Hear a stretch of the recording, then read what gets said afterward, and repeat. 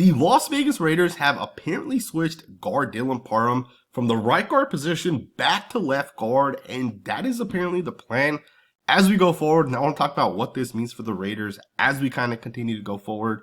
Why I think this is a really, really good move for the Raiders, especially when you look at the long-term outlook for this offensive line. So if you guys don't know this, the Raiders have now had 2 practices, OTA practices specifically. The media has not been available to be at the actual practice. So we haven't had like official reports that have come out, but I've spoken to a couple of people that I know, and right now it looks like Dylan Parham switching back over to left guard. And with that, it'll be Alex Kappa that takes over at right guard. So the Raiders' first team offensive line, and keep in mind this could change by like week 1 of the actual NFL season. But what the Raiders think right now, what it'll look like is Colton Miller at left tackle, Dylan Parham at left guard, Jackson Powers-Johnson at center, and then Alex Kappa at right guard with DJ Glaze at right tackle. Now again, that'll probably end up changing, but the plan, if these guys all perform how the Raiders think they can perform, the plan is those guys right there are going to be your starting 5 offensive line unit. To me, that's a okay offensive line unit. There's a lot of upside in it. I think Dylan Parham, year 4, is going to really be that year for him to kind of put it together, potentially get himself paid if he's able to have a good season. At the same time, Jackson Powers-Johnson starting as your center for basically the rest of his career is exactly where he should be, right? He should never play guard. He should be your starting center for the rest of his career.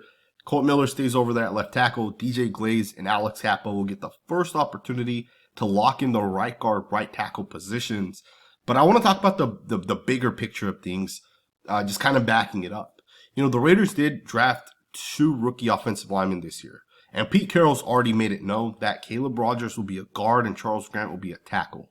And we know that, right? Like, there's no questions asked. Like, Caleb Rogers will never go back to tackle and Charles Grant will never play guard. Unless Charles Grant busts out at tackle, then he will potentially play guard. But right now, the plan is for Rogers to develop at guard and for Charles Grant to develop at tackle. Here's why moving Dylan Parham over to left guard makes a ton of sense.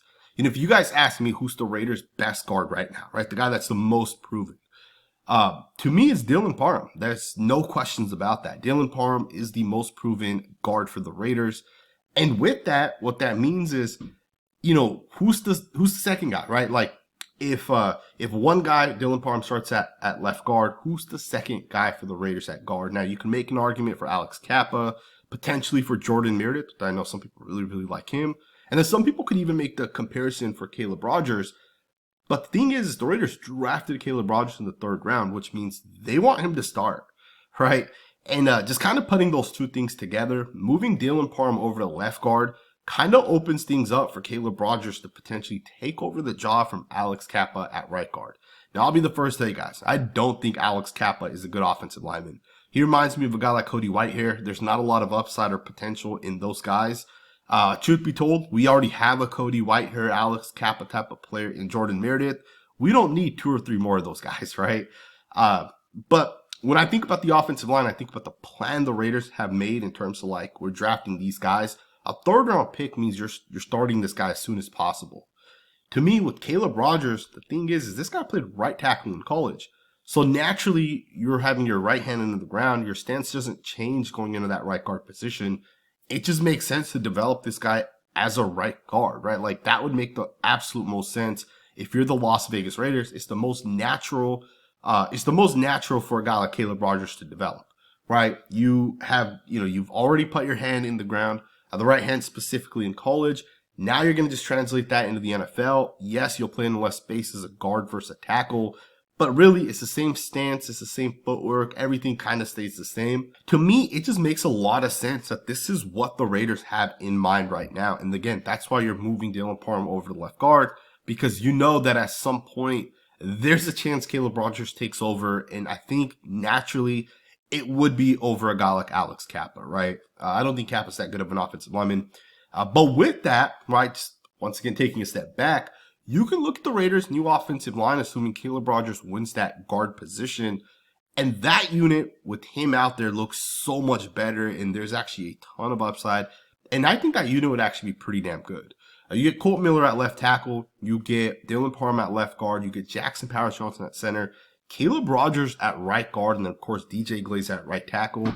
To me, that would be a very, very, very solid offensive line. I think the Raiders could actually end up being, maybe not right away, right? But like, maybe in the second half of the season, I think it would be a top 10 offensive line, right? In the second half of the season, Caleb Rogers will get better from week to week.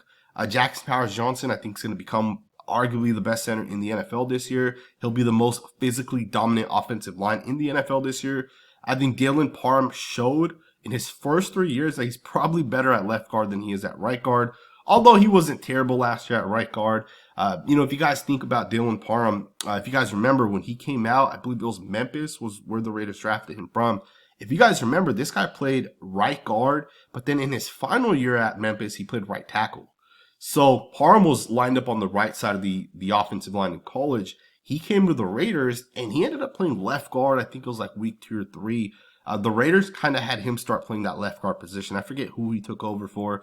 It may have been John Simpson. It could have been Lester Cotton. It was one of those guys that he took over for. But he played left guard then for his first 2 seasons. And then last year, they finally moved him back over to right guard. I'd make the argument he was better at left guard, right, based off the tape that I had seen from Dylan Parham. And now we're moving him back over to the left guard position.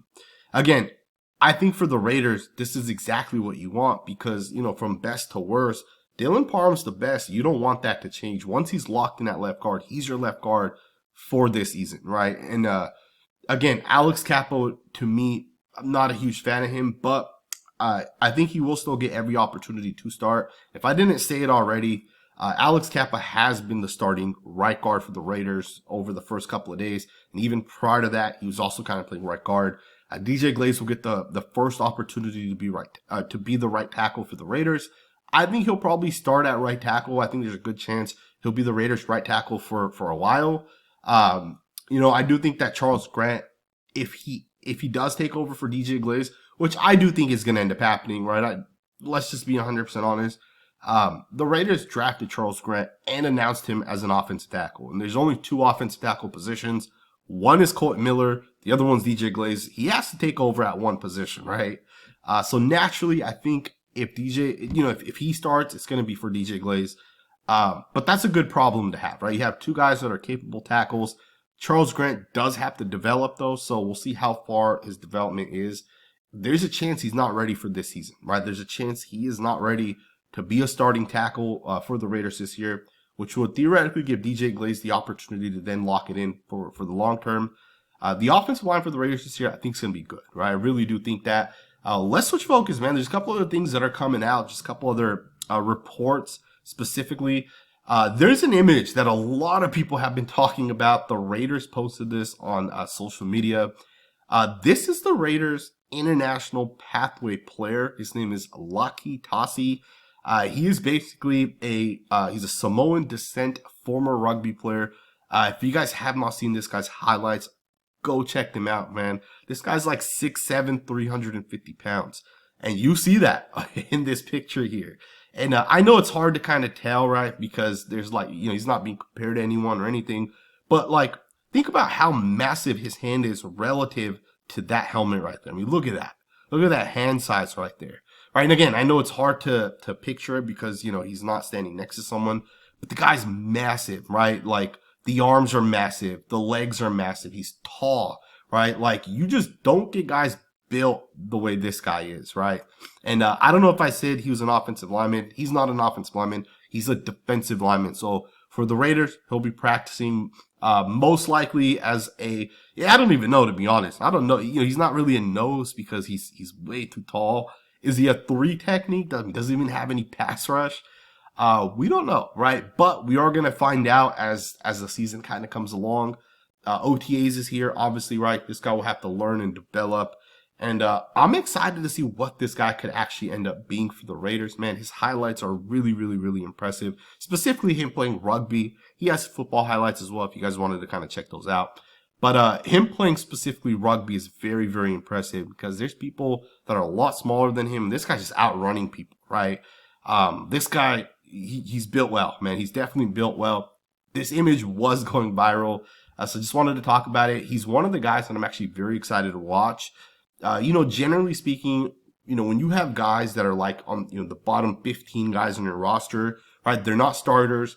They're not key special teams contributors. You want guys like Tossie, right? You want guys like this. These are guys with a ton of upside. These are guys with a ton of potential. These are guys that have traits, right? 6'7", 348 pounds. Like that right there, the way he moves, it's just different, right? So we'll see if he can add some technique to his tape. We'll see what ends up happening. Another image that has kind of went viral on social media is going to be Amari Gainer at OTAs. Now keep in mind, these images are technically from day one of OTAs. Number 53, Amari Gainer. Some people are like, man, this guy looks absolutely jacked. And he definitely does look the part. If there's one thing Antonio Pierce has left the Las Vegas Raiders with, Amari Gainer might be that guy. Man, this guy has tremendous upside. And of course, a good coaching staff as well, right? You got to give Antonio Pierce some credit for that as well. On the defensive side specifically. But Amari Gainer looks really good. Like, look at him, and right next to him, number 52 is going to be Landon Roberts. You can see how much bigger Gainer looks than Roberts. Gainer even looked good in the actual preseason last year, right? He was the guy that kind of surprised people. He was a UDFA, and he actually made the active roster, which you don't generally get that. And I think we had 2 guys last year that did that as UDFAs that made the actual roster. Gainer was one of them, right? So to me, really excited to see what this guy can kind of do for the Raiders this season. I think if there's any season where this guy can actually learn from like some of the veterans that are in the building, develop, take that knowledge, apply it to his game, and then potentially, break out and have a good NFL career, this is the year, right? If you're a linebacker that's young, that's a rookie, a second-year guy, come to the Raiders, man. Think about the veterans that the Raiders have right now. You have Devin White, you have Jalen Smith. Those are 2 guys that were like Pro Bowl caliber guys like 5 years ago. Landon Roberts, right? A ton of upside, a ton of potential. We have a lot of upside, right, in that linebacker room. And again, you got guys like Gainer, you have guys like Lindenberg, you have guys like Eichenberg, right? So these are some of the younger guys that could potentially learn from some of the veterans. We'll see what ends up happening, man. But I am excited for the Raiders this season. I do think that this team is definitely building the right way. And then finally, we'll be able to test how good this team is, obviously in the preseason, but we will also have a scrimmage, which will be a 1-day joint practice against the 49ers. That's the team that we'll obviously be having the joint practice against. Vic Tafur puts it out there. So the 49ers and Raiders preseason game is scheduled for August 16th at 1 p.m., which we talked about yesterday. The actual preseason schedule has officially come out with not only the teams, but the dates as well.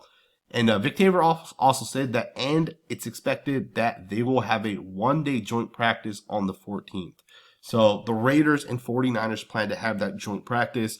Every single coach, player that you will ever speak to will tell you that you will get more from that joint practice than you will with all of the preseason, right? Because you'll get to go full speed against real competition, full speed against other teams, number 1 guys, right? And then more than that, you can actually scheme things up, right? One of the things that they had done at the Hula Bowl that I really appreciated and really thought was smart, but these guys all do it, is they will draw up certain scenarios, right? So they will throw out, hey, we're going to put Trent Williams out there, with the left guard, and we're going to put Maxx Crosby on the outside, we'll put Adam Butler on the inside, and we're going to try to run outside zone or inside zone, and you two got to figure out which one it is, and it's going to be full speed, live, everything.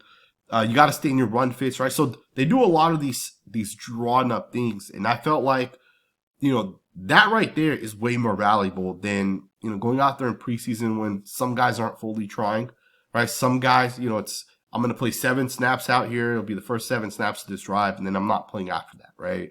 And you might not get to play on, 4th and 2s or 3rd and 12s or red zone defense or whatever, right?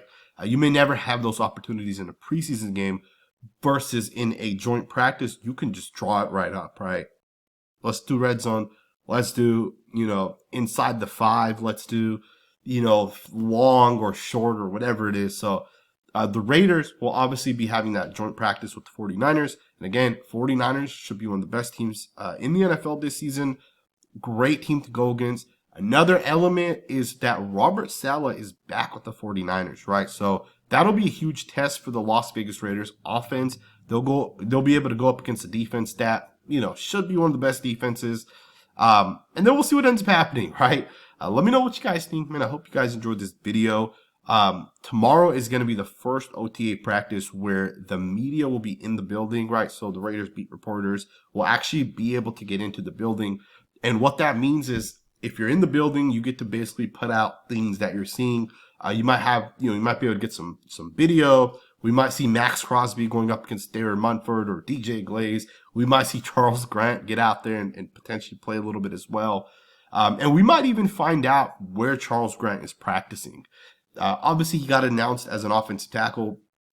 Is he playing right tackle? Is he playing left tackle? That's something that we'll probably find out tomorrow. I will also just kind of wrap this up and say this. Don't be surprised if Charles Grant does take snaps at guard, or if the Raiders work him in at guard. Don't be surprised if he's taking 100% of snaps at left tackle as well, right? There's a chance the Raiders want Charles Grant in his first year to play guard a little bit, right? If you guys don't follow other teams, the New York Jets drafted Olu Fashanu with, I believe, the 10th overall pick last year. Fashanu was my #1 offensive tackle coming out. And the Jets actually also ended up, before they even drafted Olu Fashanu, they ended up actually giving Tyron Smith a contract, right? So Tyron Smith started at left tackle for the Jets. And because it was Tyron Smith, Hall of Fame player, they weren't going to just throw in the rookie over Tyron Smith. So what they did was they said, hey, we're going to let him be, on the bench.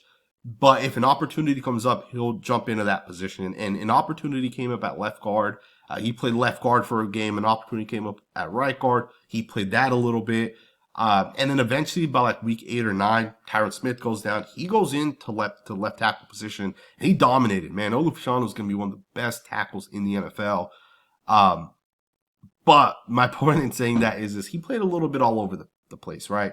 And Charles Grant, I think, obviously he's more of a developmental guy, so I wouldn't be surprised if he plays a little bit of on the inside as well. But long term, he should be the Raiders starting tackle. We'll see what ends up happening, man. I hope you guys enjoyed this video. If you did, consider subscribing, and I will see you guys next time with another video.